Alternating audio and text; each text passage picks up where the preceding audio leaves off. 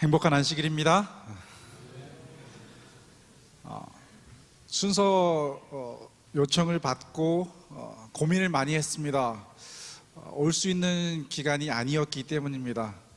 하나님께서 저에게 돌아볼 수 있는 기회를 주셨고, 지난 14년 동안 있으면서 얼마나 많은 은혜를 받았는데 제 핑계 때문에 못 올까 생각이 들어서 이번에 오게 되었습니다. 정말 돌아보니까 한국교회 성도님들이 없었으면 이 일이 이루어졌을까라는 생각이 듭니다. 이 시간 다 보고는 못 드리지만 그동안 인도에서 있었던 작은 이야기들, 큰 이야기들 짧은 시간에 나누도록 하겠습니다. 간증의 형식도 생각을 해보았는데요. 그러면 시간이 너무 많이 지나갈 것 같아서 보고 형식으로 준비를 했습니다. 인도 선교는 실은 예수님의 제자부터 시작되죠. 도마가 인도에서 AD 52년에 와서 죽기까지 선교하였습니다.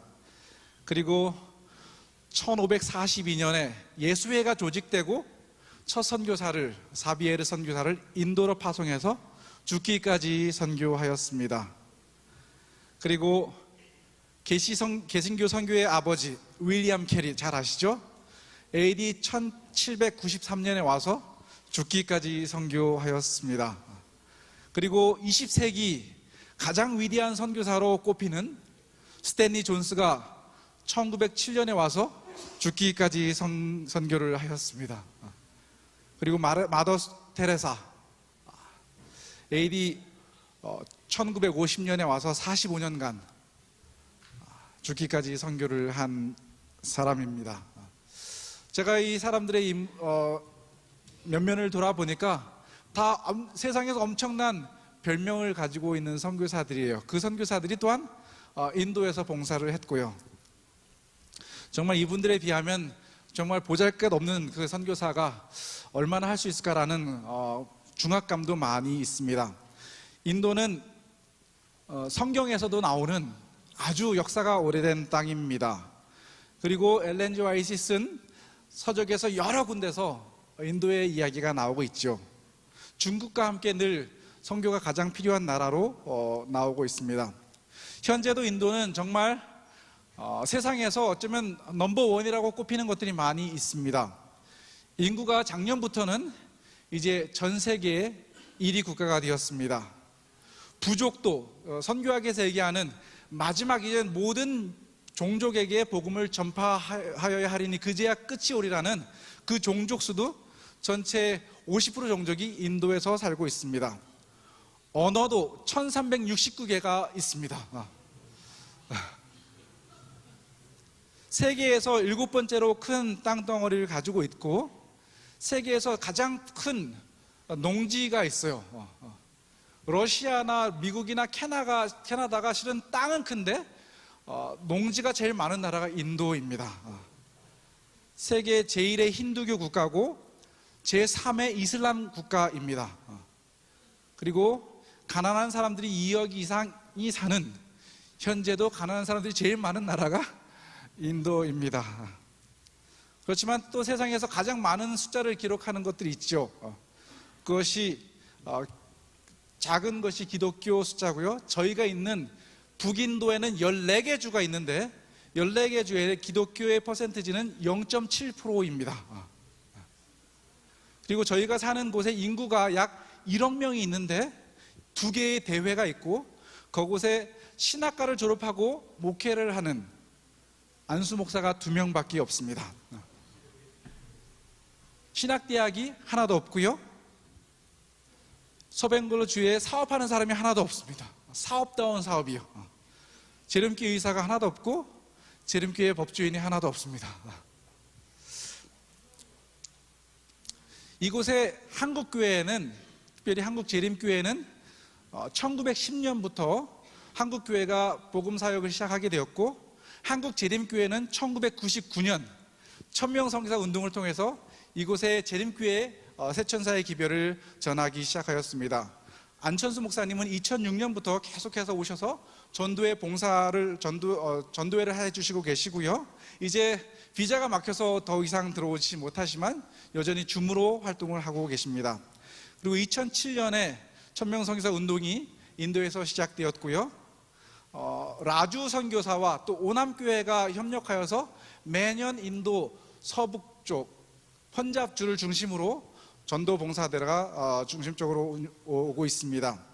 그리고 2010년부터 2017년까지 인도에서 정말 센세이션을 일으켰죠. 우리 김준식 선교사가 젊은 나이를 열정을 그곳에서 태웠죠. 그리고 2016년에 김진선 목사가 1년 동안 봉사를 하였고요.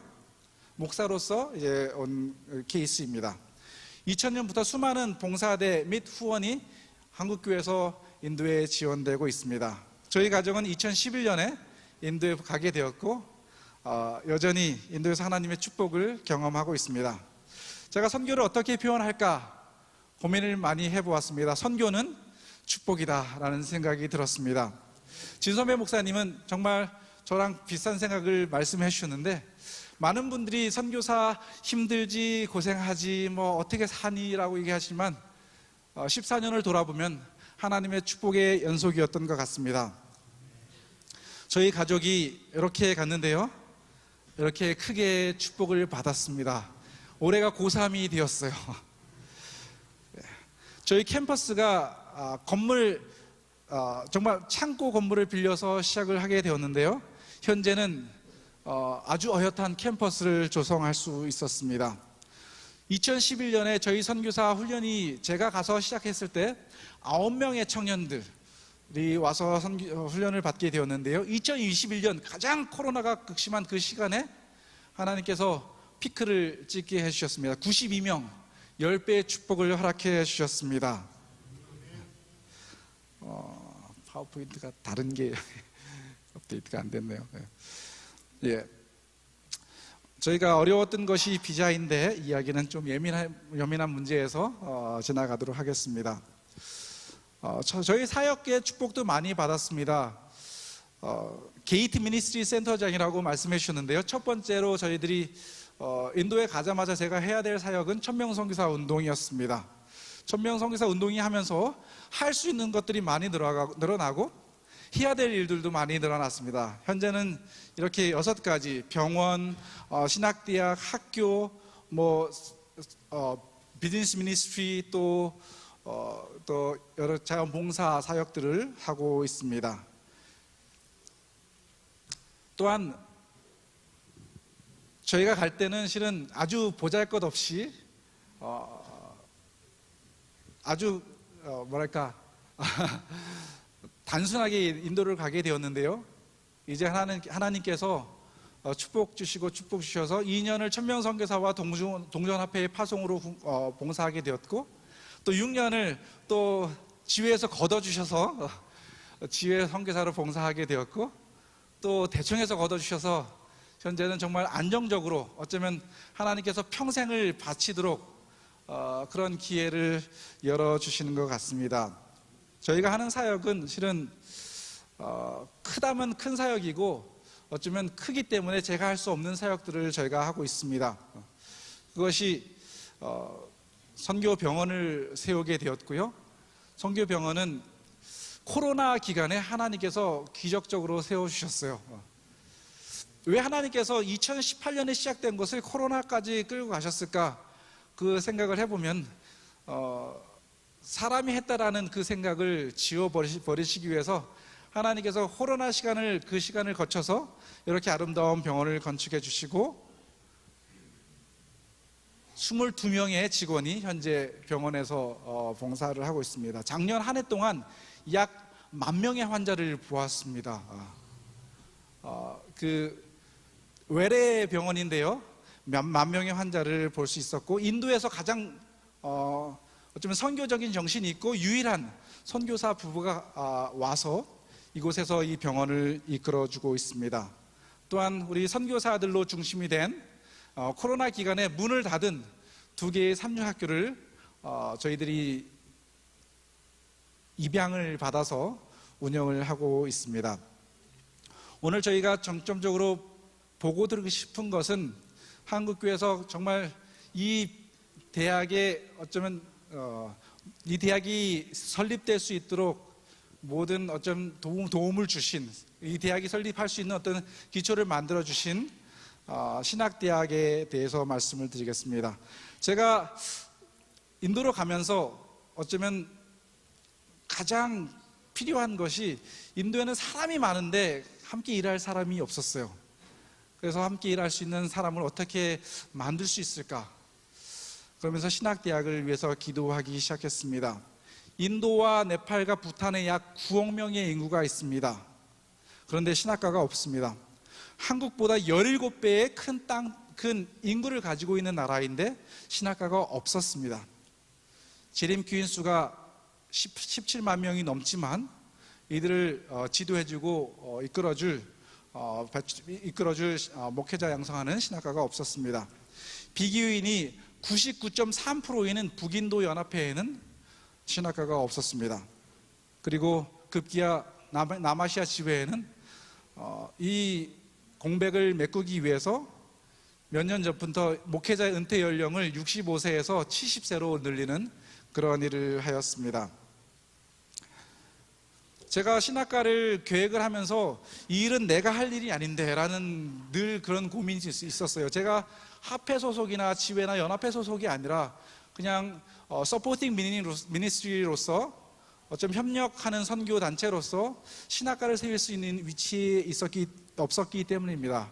하지만 이 꿈을 가지고 지회와 연합회와 대화를 하는데 뭔가 제 마음에 여전히 풀리지 않는 어떤 그 부담이 있었습니다. 그 가운데 코로나가 마치면서 대청회 선교사가 되고 터키에서 선교사 훈련을 받게 되었어요. 그러면서 일주일 동안 시간을 내서 선교지를 방문하던 가운데 이 데린구유라는 곳을 방문하게 되었습니다. 이곳에 가봤더니 그 지하 20층까지 있는 이 지하 동굴에 여전히 신학대학이 있는 것을 보게 되었어요. 저는 이것을 보면서 하나님께서 신학과를 세워라라는 어떤 하나님의 음성으로 받아들이게 된 것입니다. 이들은 육안으로는 태양을 한 번도 못 보고 살았으나 영안으로는 늘 의의 태양을 바라보며 살 수 있었습니다. 그러나 북인도의 9억에 가까운 사람들은 뜨거운 태양 아래 살지만 그들의 생명을 가져다줄 의의 태양이신 예수님을 모르고 살고 있었던 것입니다. 그리고 저는 그때부터 신학대학이 저에게 어쩌면 꿈이 아니라 사명으로 변했습니다. 하나님께서 이 일을 보여주시고 제가 집으로 바로 오지 않고 14회 중간 미팅을 지회 중간 미팅을 참석해서 저의 이 계획들을 발표를 했는데, 다른 날 같으면은 다음에 생각해보자 이렇게 하고 말 텐데 거기서 바로 가인가를 내주시는 겁니다. 거기서 바로 그 스터디 커미티를 조성하셔서 7월 달에 스터디 커미티가 오게 되고 또 그 주변에 있는 대학과 애플리에이션 이야기를 하고 이런 식으로 진행되던 가운데 갑자기 한국연합회에서 1040 윈도우 사업이 발족이 되었고 재정이 만들어지는 것입니다. 그리고 이렇게 해서 추진했을 때 다른 많은 반대들도 있었는데 한국교회가 도와주는데 우리가 반대해서 되겠느냐라는 그런 의견이 더 강하게 된 것입니다. 그래서 실은 수십 년 동안 북인도와 그 다른 연합회에 신학과가 세워지는 것에 대해서 얘기가 많이 되었지만 반대가 너무 심해서 이루어지지 못했었습니다. 그런데 이 일이 이루어지게 되었고 작년 7월 4일 신학과를 개원할 수 있었습니다.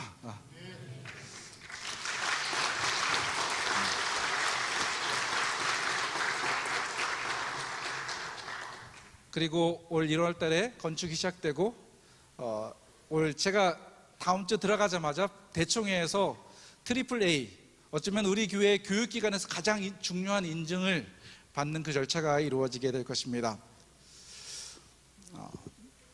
저는 신학과를 통해서 정말 하나님께 가까운 영성이 있는 신학생, 하나님의 말씀을 무기로 가진 사람을 양성하고 사람을 이해하고 소통하고 그들을 하나님께로 이끌 수 있는, 소통할 수 있는 목회자를, 선교사를 양성하는 것이 꿈입니다. 그것을 위해서 지회에서는 17에이커의 부지를 저에게 허락해 주셨고요.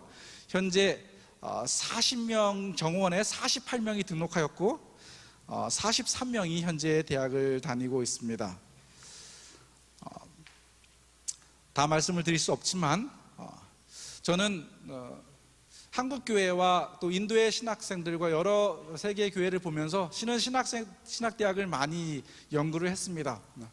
그러면서 가장 중요한 것은 신학을 하는 목회자가 아니라 정말 목회를 할 수 있는 그런 선교사를 만들고 싶었습니다. 그래서 천명 선교사 운동과 신학과 프로그램을 접목을 시켜서 세계 최고의 신학대학을 선교할 수 있는 신학대학을 만드는 것이 저의 꿈입니다.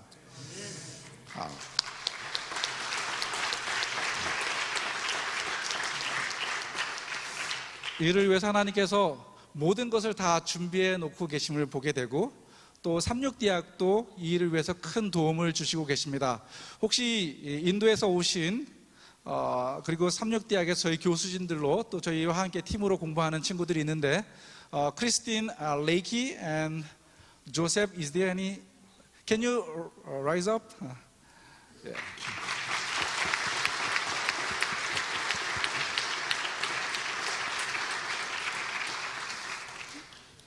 예, 이곳에서 이제 PhD를 받고 또 MA를 받고 돌아오게 되면 저희 신학대학과 또 저희 천명선교사 훈련에서 일하게 될 것입니다. 이제 시간이 되었으므로 마치면서 한국연합회를 통해서 하나님께서 정말 생각지도 못한 헌금을 보내주셨고 또 이 헌금에 많은 성도님들이 동참해 주셨다고 생각됩니다. 그래서 지금 기숙사 건물이 지어지고 있고요. 또 특별 헌금을 통해서 한 분의 큰 후원을 통해서 도서관 건축이 이루어지고 있습니다. 우리